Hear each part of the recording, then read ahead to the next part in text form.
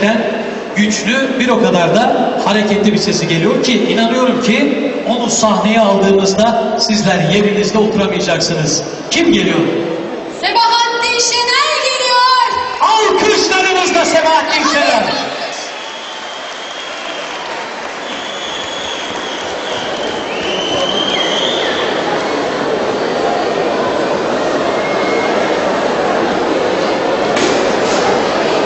Gümüşhane güzelleri diyeceğim. Gümüşhane'de çirkin olan alkışlanmasın. Var mı çirkin? Beylere de diyorum ama, beylere de diyorum. Var mı? Allah Allah ya, Gümüşhane hep güzeldir. Niye alkışlanmıyorsunuz? Teşekkür ederim. Herkese bak.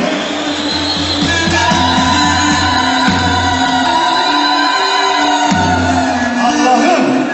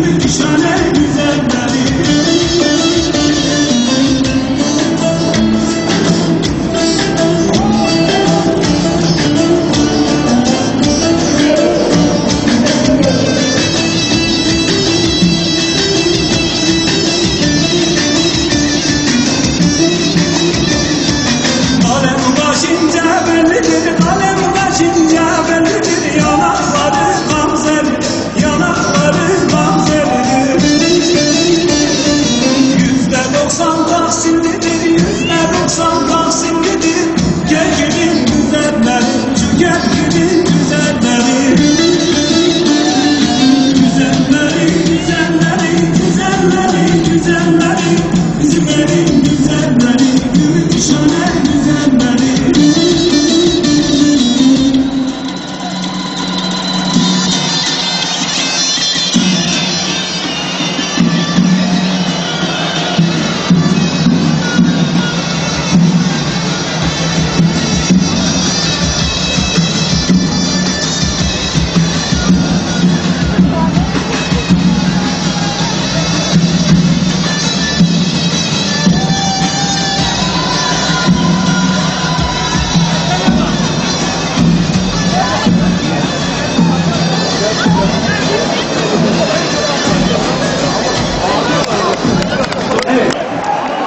sayın başkanlarıma, sayın milletvekillerime, ve sizi saygıdeğer hemşehrilerime hayırlı eğlenceler, hayırlı akşamlar.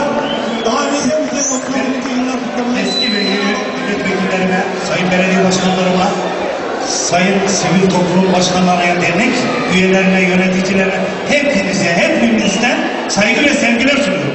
Hayırlı akşamlar diliyorum. Evet, sanatçımıza bizler de teşekkür ediyoruz. Bu güzel, coşkulu türkülerinden dolayı kendisini bir kez de tebrik ediyoruz. Maşallah sizler de yerinizde duramadınız.